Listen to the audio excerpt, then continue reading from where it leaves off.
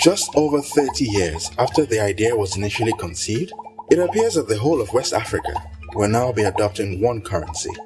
On the 29th of June 2019, the leaders of the 15 countries that make up the Economic Community of West African States, ECOWAS, agreed to adopt the ECO as the new single currency.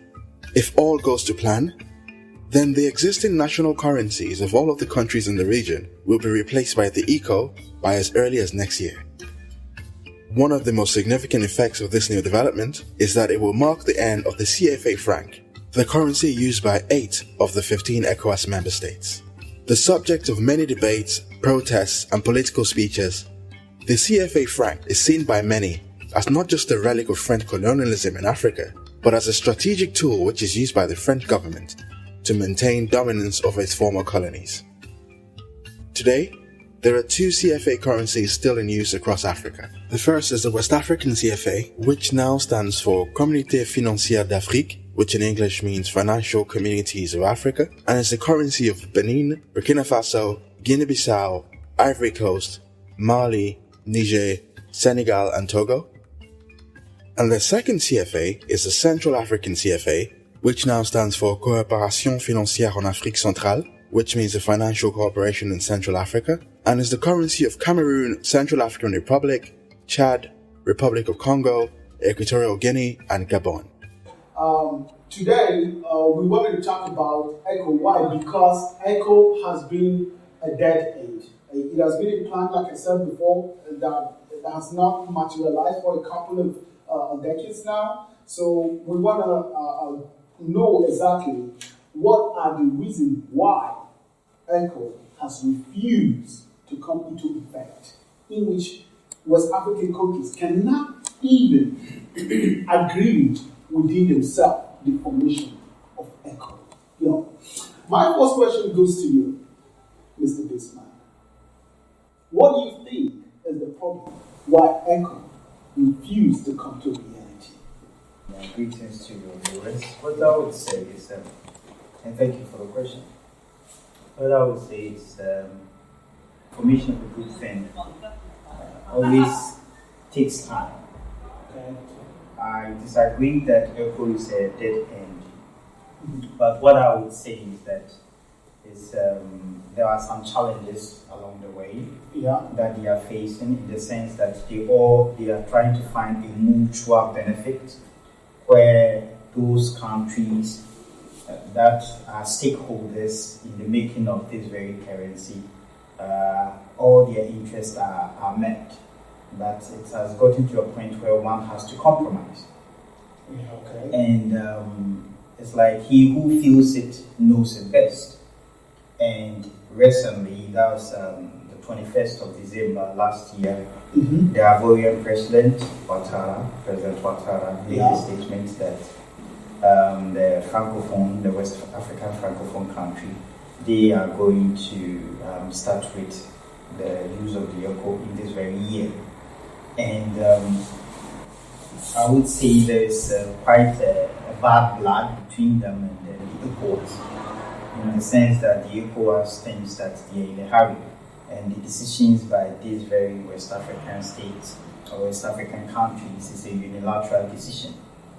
But it's the same thing that comes to, they see that they are at a loss, in the sense that most of their reserves are in the French, with France, because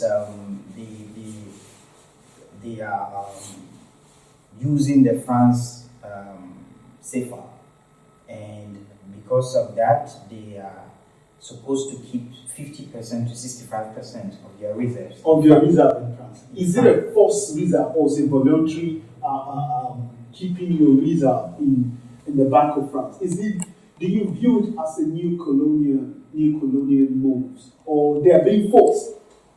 What I would say is that this very, if you were to take me in 1930, and in 1930, then that they made the very agreement, and it wasn't something that was forced on them.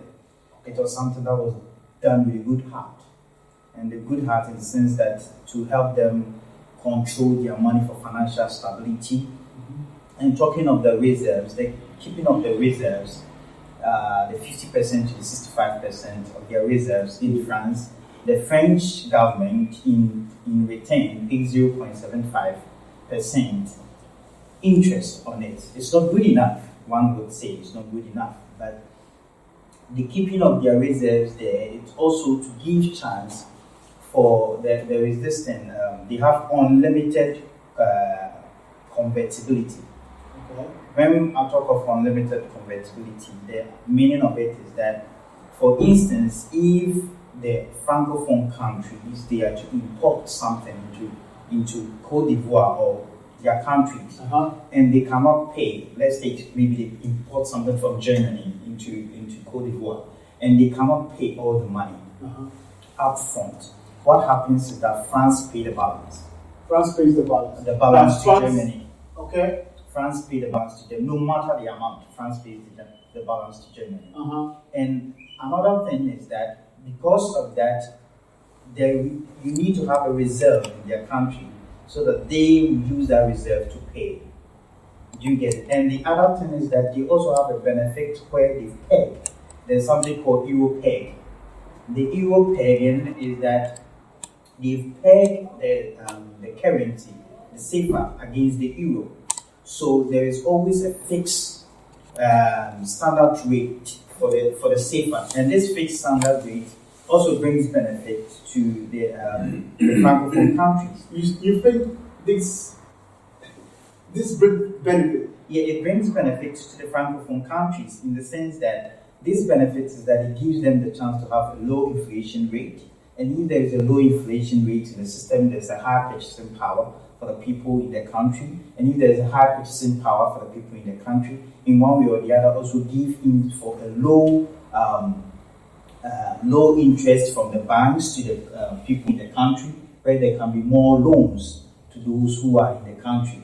But the whole issue in question is that, are you independent? The whole issue in question is that, are you independent? Because if you are independent, then it comes to you being able to control your things. They have a control when it comes to their money in their reserves in France, but some of the underlying shadow hands is that the French has the power, or should I say they have, I wouldn't even say the power, but they have an agreement in the sense that they have someone to sit on the board, their central board. And that person does not in a way control policy, but he also has to get an eye, because I have an interest there, so I also ought to have an eye there. But this very echo currency that we are bringing into Africa is going to help. To me, it's going to help. You think it's going to help? It's going to help. It's going to help us very, very much, in the sense that, for instance, the question is, if France is not benefiting, why is France paying an interest rate? Do you think why is France paying an interest to those keeping their reserve there? Because at the end, if it's just there for nothing, there's no need for me to pay an interest on it for you. Yeah. Wait, hold on. So what I would say is that the ECHO is more like it was an agreed thing for all the African countries, but they are finding it hard in implementing it. So Côte d'Ivoire, the president of Côte d'Ivoire, and some of the states, the West African states, they have made a bold decision that they are going to take on the ECHO, right? And some countries like Nigeria, Ghana has also decided to join. But the icing on the cake is this, that in as much as one might be tempted to think that they are having a total independence, there is still the Euro peg that is attached to the CFA Frank. To the CFA Frank. So it means that you still have to keep some money there. Okay. You still have that means you don't have total control. You don't have total control. And IMF, the president of IMF, agrees to what they want to do. Because the reserves, if you can bring the reserves, you decide where your reserves should be. That means you become dynamical, right? I have my money, I decide the countries based on the exchange rate, because reserves controls exchange rate. And if a country can control your exchange rate, the country can control your money, the velocity of your money. And if a country can control the velocity of your money, in one way or the other, the country controls your development.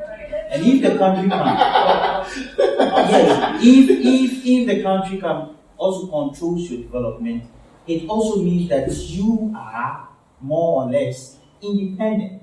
Mm-hmm. You are still a baby, but from 1930 to 2020, come on, it's 90 years. Even if it's a human being, he has passed the ages that is given to us as in the Bible. So we go past 70 years. So I believe that Africa is finding it difficult to make the implementation because there is no consensus. But with time, I don't think there is no consensus, but I think because the francophones are there. Not necessarily. No, that's what I think. Okay, in a way, you have a point there, because they also have interest to protect. They have interest to protect, as the francophone countries also have interest to protect.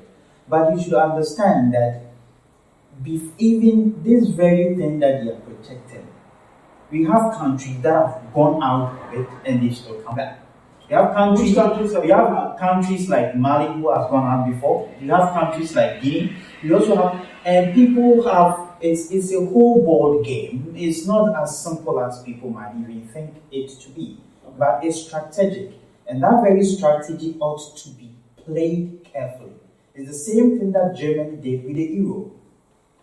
Germany did with the euro when the euro was coming into it, by putting it herself in a position that it will be the hub of euro, right? And in one way or the other, you can see that now when it comes to euro, if anyone has money and you want to think of where the money ought to be invested, it's in Germany, right? People like the UK realize that they are part of the euro, but still they are not benefiting, so they opted out. Okay, fine, no problem. You want to add something to what you're saying? There's something I want to try. There's something I saw from their criteria online, and this is really bothersome. When you talk about the echo, before you key into the echo, you must meet up a standard. Like how many percent? They have 10 criteria. 10 criteria. They have the primary criteria 4, and the remaining 6 are secondary criteria. Okay. When I go through the primary criteria here, you see, first, for you to key in, you have to have a single digital inflation rate at the end of the year. At the end of each year, you have to have a single digital inflation rate at the end of each year. That means your inflation rate must not be rising up, going. But what about if your inflation rate already stands at 7 or 6%? And now, as according to what you're saying, it doesn't say that you must have an inflation rate up to this percent. He said you must have a single digit inflation rate at the end of the year. Yeah. So, what I see for exactly what you're saying is it's actually a criteria of 1% each year. That means it says that even though your inflation rises up, it does not be more than 1%. Yeah. But even if you're having 5 or 6 before, it does not count. I'm coming down. I'm not yet. They still have it. This is the first of the 4 primary criteria. So the second one is the fiscal deposit of no more than 4% or no more than 4% of the GDP. A fiscal deficit of no more than 4% of the GDP. A central bank deficit financing of no more than 10% of the previous year tax revenue. Gross external reserve that can give import cover for a minimum of 3 months. Then we'll go over to the secondary criteria. The criteria from the secondary aspect start with prohibition of new domestic default payment and liquidation of existing ones. Tax revenue should be equal or greater than 20% of the GDP. Wage bill to tax revenue equal to or less than 35%.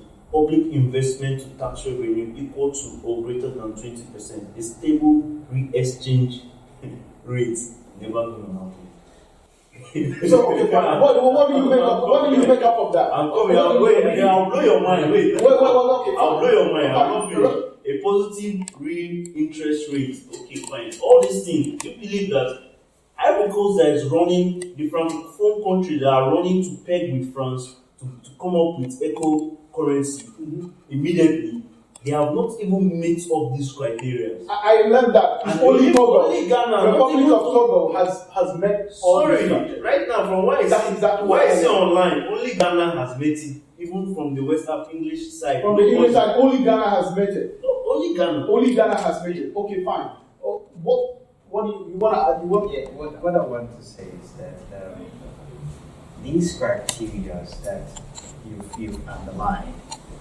it's 10 criteria that you've underlined. It all comes to fiscal discipline. Yeah, that's exactly what I said. When we talk of fiscal discipline, it's about controlling your expenditure so that your expenditure tallies with your revenue in such a way that you can have enough reserves such that in case of any external shocks, you will not find yourself fumbling. For instance, talking of the pegging, inflation, the average inflation for the West African countries is 9%. The Sub-Sahara is 9% per year. But if you check that of those who are using the CFA Frank, it's 2 to 3%. Why? Because they've pegged it with the euro. They've pegged it with the euro. And it's not something that is only unique to those Francophone countries.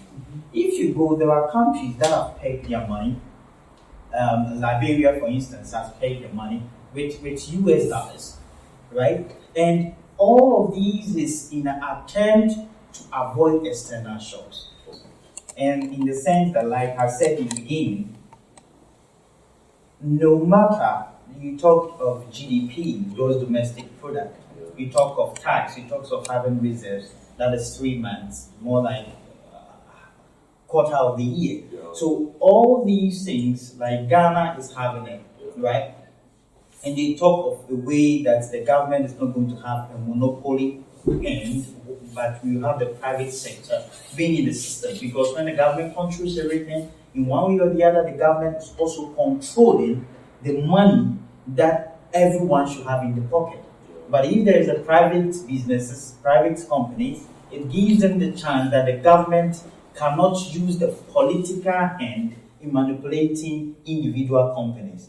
So most of the times in companies, even trying to come into your country, they will make you pass a law that in your parliament that this company or this loan or something that is given to you, there's a political, there's no political undertone, that even if there is a change of government, they are still entitled to what they ought to have. But I would say that with ECHO, you said that there are countries that are finding it hard to meet the criteria. And it's all because for the past years, they've not had that very independence of controlling their own affairs. So what does that land us in West Africa? West Africa, there is a way out. There is a way out. You think there is a way out? There is a way Tell out. me what. One way out of this thing is that we see, for instance, Ghana, my country, they have this, the trade office, the general trade office, they've started it in Ghana. And if you have something like this, I always say that we pick what someone is doing and then we amend it to our system. Okay. What are the benefits of euro to the European countries? The benefit of euro, it reduces transactional cost. It increases labor forces. It brings in companies without restrictions. It's the same thing with ECHO. When ECHO is implemented, it will give chance for various African countries that are underdeveloped to go to the various their neighboring countries to also learn. Free labor, you don't need visa to go somewhere. Transactional cost, for instance, if there is a truck of goods that is coming to Ghana, it has to pay duties. It has to pay duty at this border, has to pay duty at this border. But when there is free trade between these countries, you don't need to pay that money. Where will that money then go? It will go into production. And when it goes into production, it increases also job. When it increases job, it reduces the burden of the youth in Africa. So there is a way out for everyone. Okay, fine, good. You said there is a way out. Wait, 1 minute. You said there is a way out. How do you? Understood you now. Okay, now, tell me. Why this question goes to you? There is an example of Europe.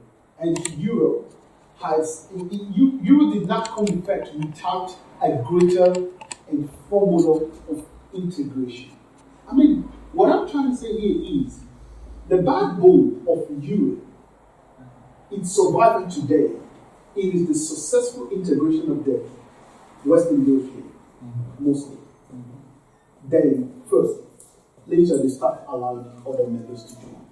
Now, do you think that ECHO in West Africa should first of all, you think that the African government, for example, the regional West African, should first of all focus on integration? When they are successful in integration, then they can start talking about introducing new currency like ECHO. What do you think? At least I would ask the question, like, I mean, the topic of integration is probably, that's interesting, but I'm not sure if that's enough, right? So I'm wondering if we talk about integration in far, that is enough to push the value of a possible currency, in a way, right? So, I mean, integration is important, definitely, but if you integrate something that you have to push in the end, it can be just trouble, right? So everything that is coming together needs to have a certain value for itself. It has to bring something in so that you can say, like, okay, this is why we integrated, right? Okay.